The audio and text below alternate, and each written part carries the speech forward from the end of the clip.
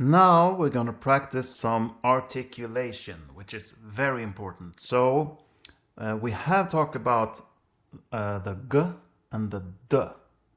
So we're going to go through all different ways to articulate. Maybe there are even more than what I say now, but so let's go from the very bottom within our body, which we are using to articulate. So the very first one down below in the diaphragm is simply we're gonna use the note G as an example. So remember B, A, and G there, and the thumb, and then the pinky, and then slightly here on the lower lip. Okay. There's a little fly here flying somewhere. Anyway, okay. So articulation. We're going to use the lower one down here. That is simply, you can use this hand and then you go so no tongue, no throat, nothing down here. All of it is down here in the stomach. So the stomach goes like so. Okay. And then we move up. What more do we have? Then we have the so-called glottis. I rarely use this on the tin whistle, but I use it a lot on the flute. That is something that distinguishes both instruments. So the glottis, which is the one you use when you cough. So that one. We could use it here if we want to, but it might be too strong.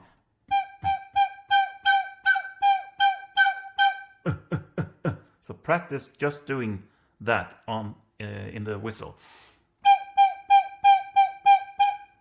And it should feel here. It's the same when you cough.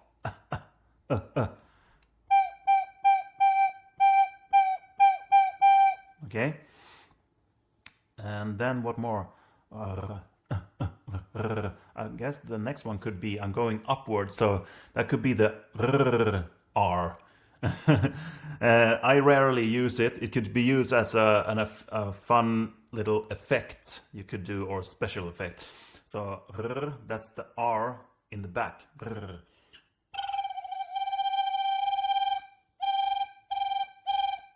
I rarely ever use it, but it does exist. So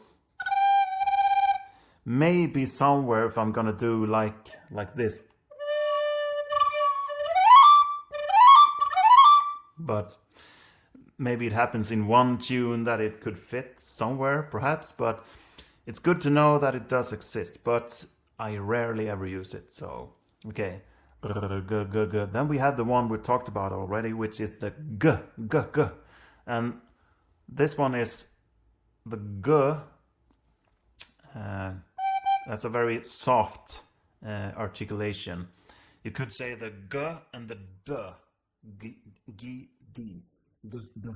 These are articulations. Soon we're going to talk about the harder ones. So g, very softly. G. Also, again, you can try this, and then you say g, without a voice. And feel the air on your hand. How much pressure is it coming out? The harder the pressure, the higher the octave on the instrument. Okay. Then we have perhaps the K, which is a strong one, a harder articulation. Try it yourself like this and go. It's more air coming from the K. And then you notice that we are automatically hit this second octave. I hit the second octave first, and then I fell down to the first octave. So I'm using the D and the G mostly for the first octave, and then I'm using the K and the T for the second octave. So the next one is T.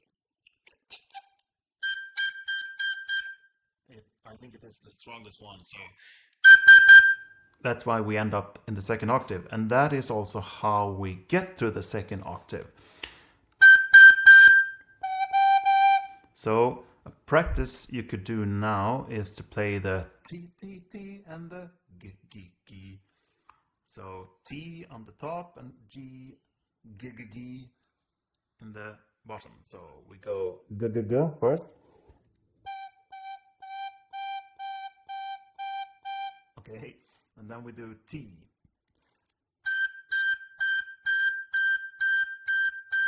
Okay, so we play the G on the low octave and G on the higher octave.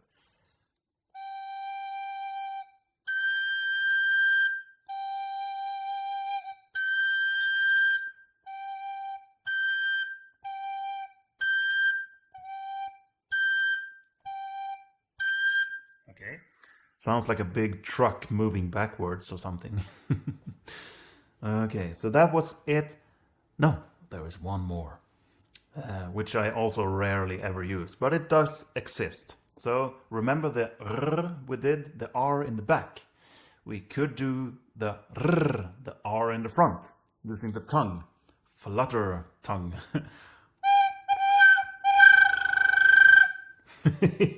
It is there, I never use it, but it does exist.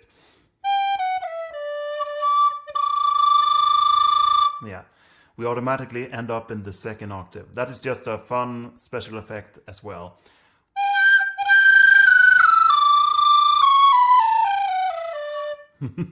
Okay, so that's just a little bonus you could use. Thank you. Thank you so much for watching this video.